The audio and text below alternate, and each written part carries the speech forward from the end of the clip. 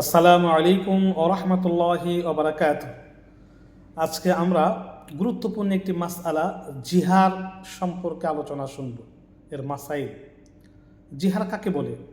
স্বামী রাগ বা অন্য যে কোনো কারণে স্ত্রীকে এমন কথা বলা যাতে স্ত্রীকে নিজের মা বা অন্য কোনো মাহরাম নারী, যাকে বিয়ে করা হারাম, এরকম নারীর সাথে তুলনা করা হয়। যেমন স্বামী তার স্ত্রীকে বলল, তুমি আমার কাছে আমার মায়ের পিঠের মতো, তুমি আমার জন্য মায়ের মতো হারাম, তোমার বুকটা তোমার পিঠটা আমার মায়ের মতো, ইত্যাদি সমস্ত কথা বলল। এটাকেই জিহার বলে। জিহারের বিধান: ইসলামী শরীয়তে জিহার হারাম ও গুরুতর গুনাহ, তবে এতে স্ত্রী তালাক হয় না। কিন্তু যতক্ষণ পর্যন্ত কাফারা আদায় না করবে ততক্ষণ পর্যন্ত স্বামী স্ত্রীর দাম্পত্য সম্পর্ক সাময়িকভাবে বা অস্থায়ীভাবে হারাম হয়ে যাবে বা হারাম হয়ে থাকবে। কাফারা আদায় করলে পুনরায় মিলিত হতে পারবে। কাফারা আদায় না করা পর্যন্ত স্ত্রী স্বামী স্ত্রী থেকে পৃথক থাকবে। কোরআনে কারিমে আল্লাহ পাক রব্বুল আলামিন এই বিষয়ে আলোচনা করেছেন। আল্লাযীনা ইউযাহিরুনা মিনকুম মিন নিসাইহিম মা হুন্না উম্মাহাতিহিম। আল্লাহ পাক বলেন, তোমাদের মধ্যে যারা তাদের স্ত্রীদের সাথে জিহার করে তারা বা তাদের স্ত্রীগণ তাদের মা হয়ে যায় না বা মা নয়, আর নিশ্চয়ই তারা এক গুরুতর মিথ্যা কথা বলে। অর্থাৎ তারা মা বললেই যে মা হয়ে যাবে, বিষয়টা এমন নয়। তাহলে স্ত্রী তালাক হবে না, কিন্তু সাময়িকভাবে কাফারা আদায় না করা পর্যন্ত এই হারাম থাকবে, অর্থাৎ মিলিত হওয়া যাবে না। এবার আসেন কাফারা কি? কোরআনে কারিমে আল্লাহ পাক কাফারা সম্পর্কে আলোচনা করেছেন।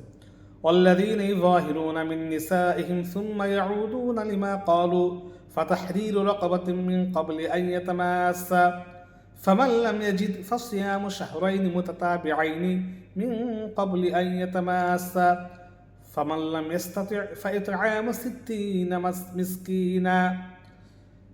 এখানে তিনটি পদ্ধতি সম্পর্কে আল্লাহ পাক আলোচনা করেছেন। এক নম্বর, যারা তাদের স্ত্রীদের জিহার অতঃপর তারা মিলিত হতে চায় বা কথার বিপরীত করতে চায়, তারা সহবাসের আগে একজন দাস মুক্ত করবে। স্ত্রীর সাথে সহবাস করার আগে একজন দাস মুক্ত করবে। 2 নম্বর, যদি তা না পারে তবে 2 মাস বিরতিহীনভাবে রোজা রাখবে। 3 নম্বর, যদি তাও না পারে তাহলে 60 জন মিসকিনকে পেট ভরে 2 বেলা আহার করাবে, অথবা প্রত্যেককে একটা করে ফিতরা পরিমাণ খাদ্য বা টাকা দিয়ে দিবে। 60 জনকে 60টা ফিতরা দিয়ে দিবে। যেমন একটা ফিতরা 110 টাকা বা 100 টাকা হলে 60 জনকে দিয়ে দিবে। কাফারা আদায় না করে স্ত্রীর সাথে সহবাস করলে গুরুতর অপরাধ বা গুনাহ। তাই জিহারের গুনাহ থেকে বিরত থাকা। ইসলামের প্রাথমিক যুগে লোকেরা মনে করত এভাবে জিহার করলে স্ত্রী তালাক হয়ে যাবে, তাই তারা তালাক খেলত।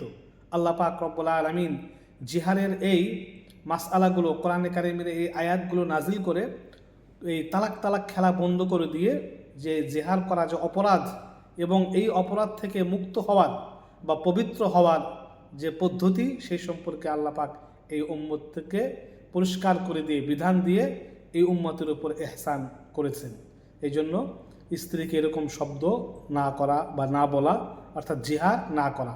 আর জিহার করে ফেললে অবশ্যই এই 3 ভাবের যে কোনো একভাবে কাফারা আদায় করা। আমিন।